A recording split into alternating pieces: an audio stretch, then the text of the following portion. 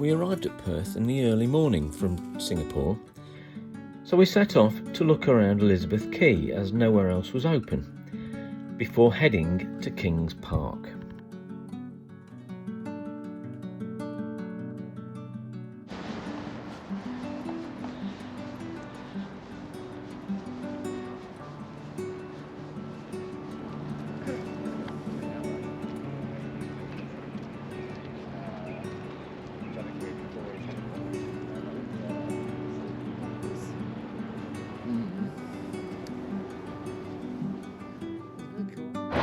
Alright, we're in Kings Park in Perth, and that's a baobab tree.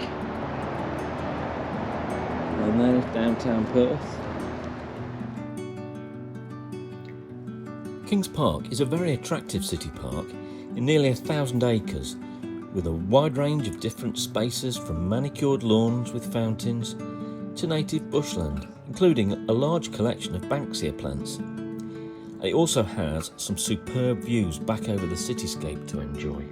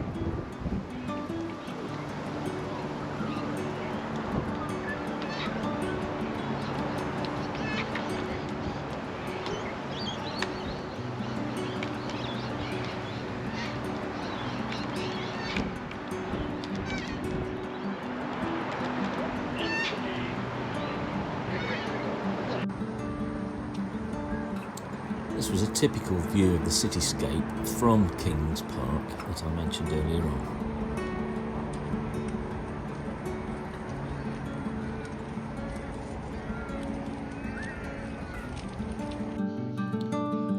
The next day we picked up our rental car and took off south to Fremantle, which was roughly half an hour's drive away. Fremantle was one of the first places in Western Australia settled by Europeans in 1829. And whereas modern Perth has lost many of its historic buildings, Fremantle is a completely different place, retaining much of its historic charm, thanks to the campaigning efforts of its residents who saved it from being flattened.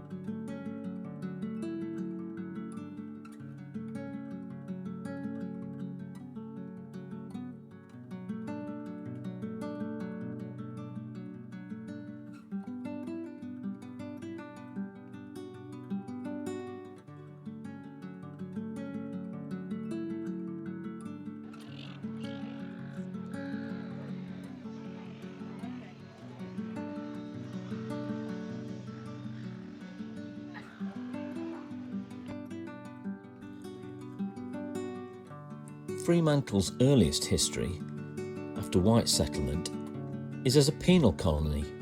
Fremantle Prison, which was built by its own convicts, is now a World Heritage Site, but was a working prison right up until 1991.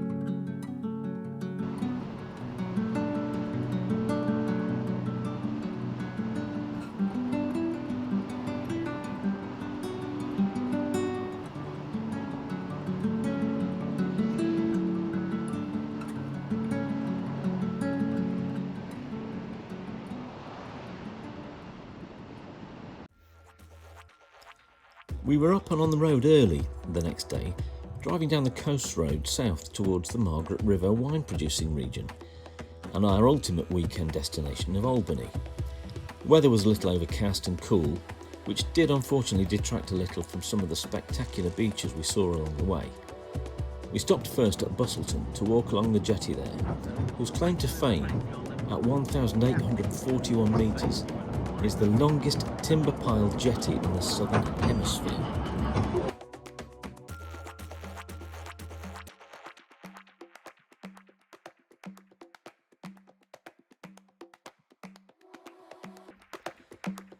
Next stop was Margaret River, where we picked up some supplies and, of course, a local bottle of wine, en route to Cape Leeuwin.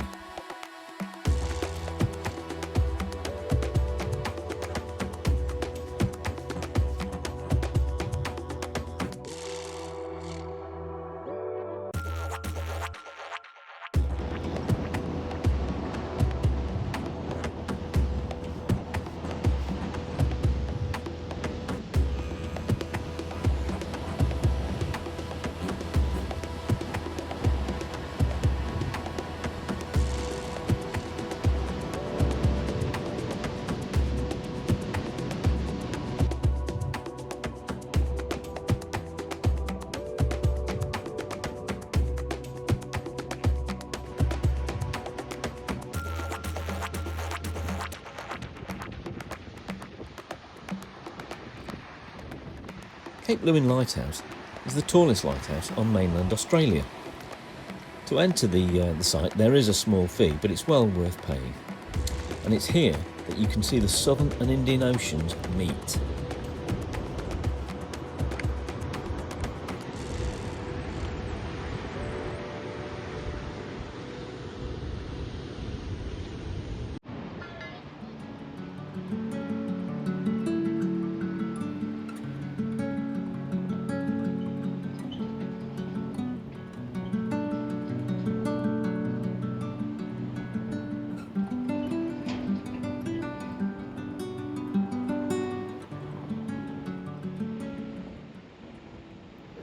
We really enjoyed our time in Albany.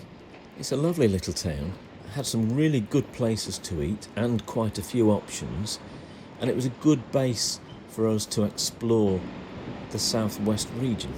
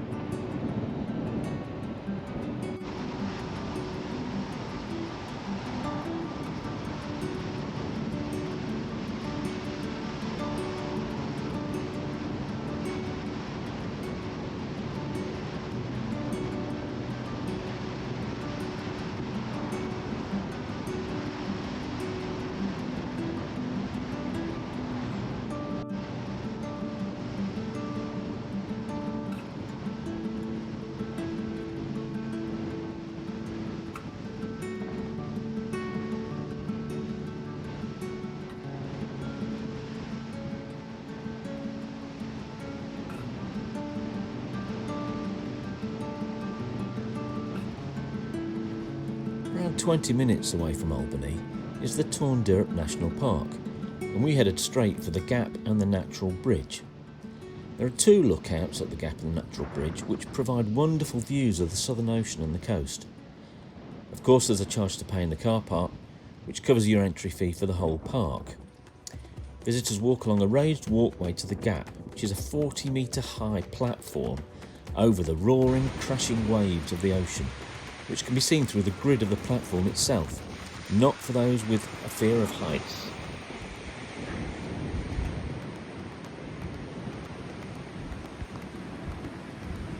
This pathway leads you to the second lookout, next to the Natural Bridge, giving impressive coastal views and a great view of the bridge itself.